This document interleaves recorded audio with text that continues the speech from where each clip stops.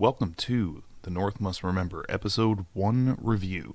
So what I'm trying to do here is kind of reach out, encourage some dialogue with some of you guys that have been watching these videos. The purpose, why did I write this story? Well, I think most of us can say we were disappointed with Season 8. Me more than anyone. There were some good parts. There were great parts. The cast, the crew did an excellent job, and I think most of the criticism can be put towards the writers. So, came up with some theories of my own, jotted them down, and next thing you know, the story kind of just wrote itself. What did I do with it?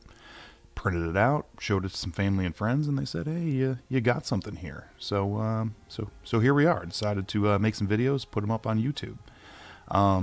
We saw a increase in the subscriber base, mostly due to Sir Hunt's reviews. He did a little bit of a shout out for me, and my subscribers went up like over 50%. It's only been 24 hours. So thank you for that, Mark at Sir Hunt's Reviews. If you haven't followed him yet, I would definitely encourage that. He definitely helped my channel grow, and he's trying to get over 100,000 followers. A lot of enthusiasm you can get from his channel and his videos. He's been doing videos for a while. So if you're following me and not following him, I would definitely go take a look. You will not find someone more passionate on YouTube than Mark from Sir Hunt's Reviews.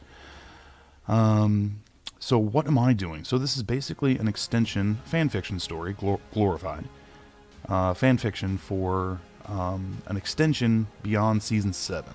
Alright, this is not a book extension. This is the show itself. So I kind of expanded the original 6 episodes to 9 episodes total in my book, or videos, however the hell you want to call it.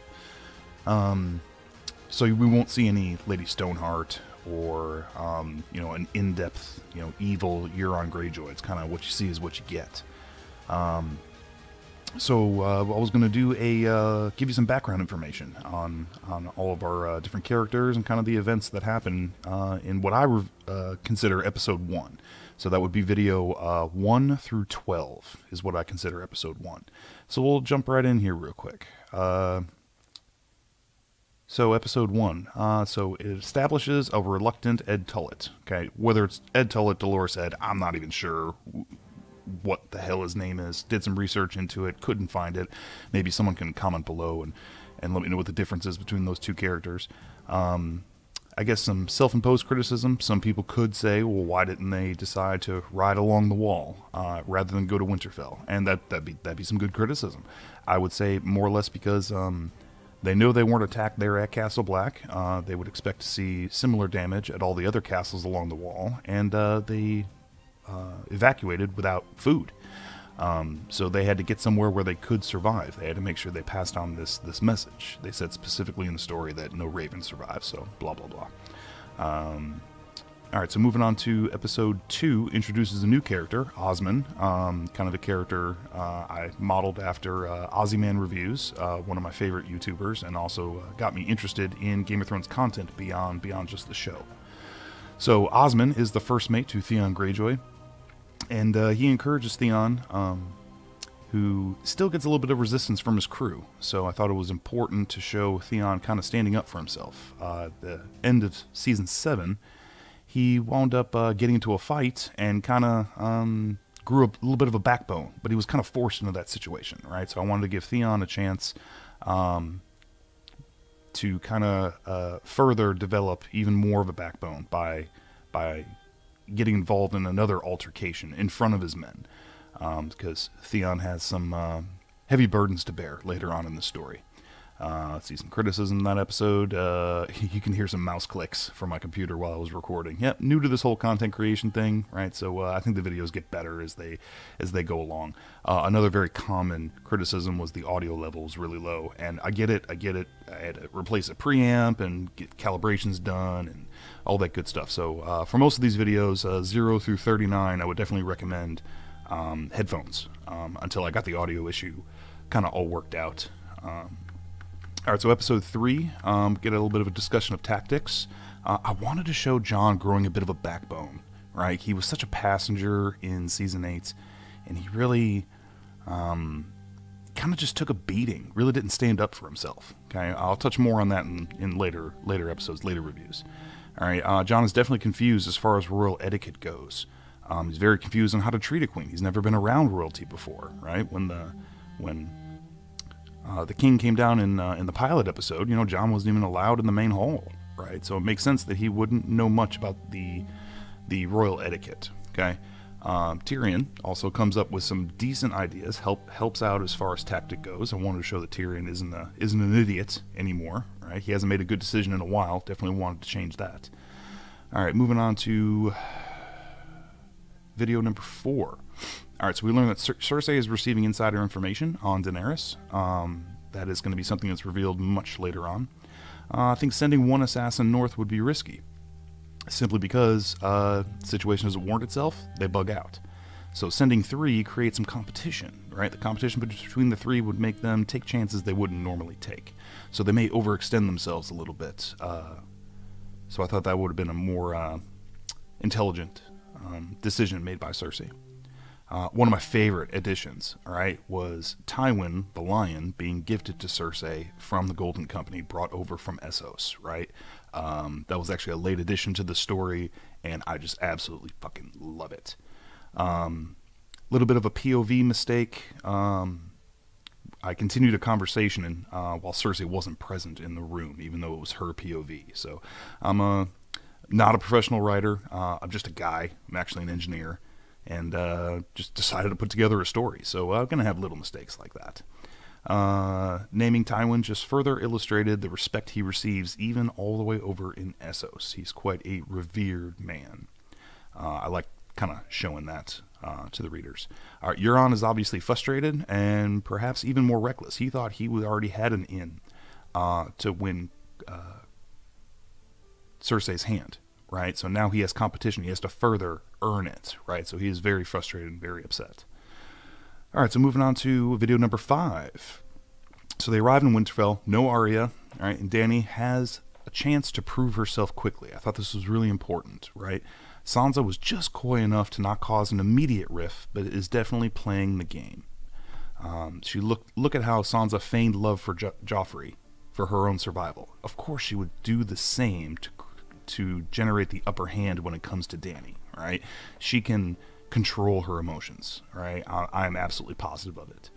All right, the wolf meets the dragon. I absolutely love that part. One of my favorite lines from episode 1, right? Wolves tend not to back down when they should. Jon is admitting to his own concern for Sansa's conduct, and Dany also reads that, right? So she tries to settle him down a little bit, but Jon has every right to be a little bit nervous, right? Who knows how his sisters are going to react. All right, Dany makes an attempt to fit in by ordering an immediate rescue mission for the Night's Watch, right? So she hasn't been in Winterfell 5 minutes, and she already says, let's go get a job done, as soon as she finds out how important these people are to Jon. Dany refers to him as the King of the North, publicly, right? Dany knows how to win allegiance, right? You think about the one time she tried to gain an advantage through titles and through privilege. She was screaming at the spice merchant over in Karth, right? He wasn't buying it, right? She earns respect through her actions.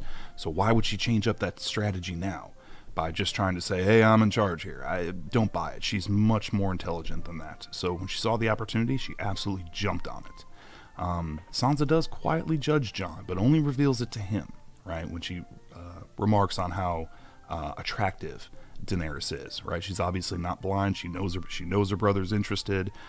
She's just probably not aware of just how involved they've become to this point. Okay, just imagine for a second being a Night's Watchman, right? You see Jon come back from the dead and then disappears for a year or two, and he shows back up, right, with the Mother of Dragons, riding his own dragon. Can you just imagine, right? Just like, what the fuck is this guy into, right? Anyways, moving on. Episode 6. Video number 6, episode 1. Arya reunites with the Hound, exchanges no words. I thought that was really important because no matter what I put in there as far as dialogue, it wouldn't do it justice. I don't know what they would say. How the show did it, I guess it's okay. It was pretty good. But the fact that they exchanged no words, it was just a mutual respect from, badass to badass. Right? I really like that part. Yes, of course, Arya has interest in Gendry. You'd be a fool to deny it. It's been set up. It needs payoff. So just ignoring it or not giving it due justice is really just a disservice to anyone who's reading this, right? But definitely you have to respect Arya's desire for independence. Doesn't mean, you know, she doesn't have a thing for him, but it probably just means it's not going to affect the rest of her life. Alright, episode 7. Jon and Dany speak of their past and they go on a reconnaissance flight. Jon's flying bind with Rhaegal includes fire emission, not just control of him in the air, right? So he just kind of thought of it, and then boom, Rhaegal does it. Alright, I think it was important for Dany to see Viserion for herself, rather than hear it from Bran. Okay, so here's a big guess on my part. Season 7 shows the Night King take down the wall from the perspective of Bran's Raven, but then he shifts to Beric and Tormund's perspective later on in the attack. So I'm assuming that Bran did not see the wall fall. Drogon did not pursue Viserion at the end of this fight due to Bran's warg influence. Alright, I may not have made that very clear. So definitely Bran didn't know the wall fell. So I wanted Daenerys to see Viserion turn for herself. Otherwise she probably wouldn't believe it. Alright, episode 8. Bran sees the Night King battle Jon and Dany from the air. Sam and Arya discuss it. Sam makes this makes Sam keeping a secret necessary to protect Jon, and Sansa takes advantage of that. It might be a little bit cheesy that Sansa simply overhears Jon's secret. I get it, but you know, I had to move the story along. So for political reasons, missing from season 8, that was a big complaint. Sansa finds out and uses it to her advantage about Jon's lineage. Little season 1 callback to Bran lying with Catelyn. I thought that was pretty good. The Watchmen quickly reach Winterfell, and I assumed it was only a 2-day ride from Castle Black. I may be wrong, but I rolled with it. Arya and Jon reunite, Arya defends Sansa, and Arya is also concerned about Jon's allegiance to Dany. Just kind of makes sense. Jon and Sam reunite. Sam sows some discontent with Jon.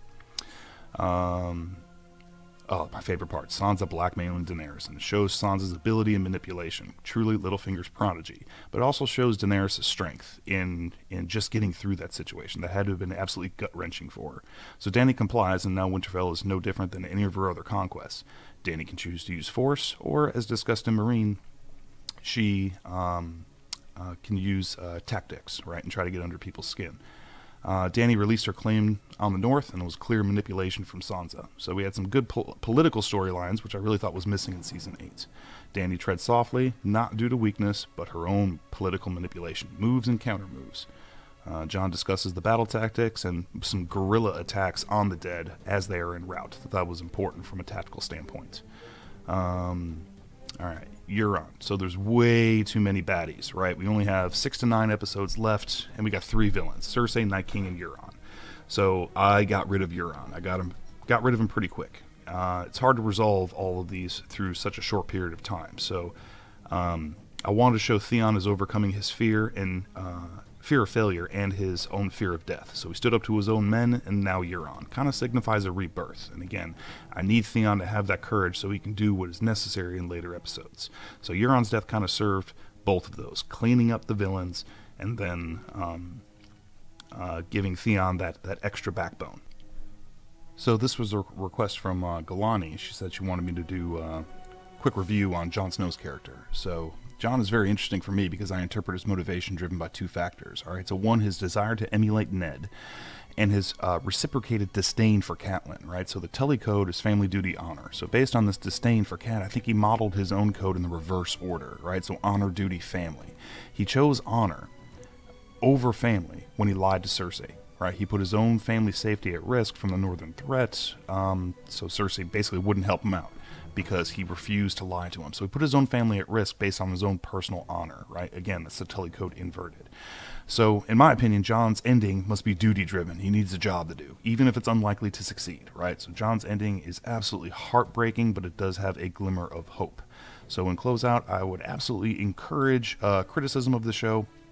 If you have questions or concerns or complaints, please throw a comment down below, and I will address it during my episode 2 review. So again, thank you for listening. Absolutely encourage any type of reaching out or anything like that. I'd appreciate it. Tell your friends. Please subscribe to the channel. I don't like asking for things like that during the story because it kind of takes you out of the situation. So during these reviews, please like, share, spread the story because there's a lot of disappointed people out there. Again, this is the North Must Remember episode 1 review. Thank you for your time. Bye.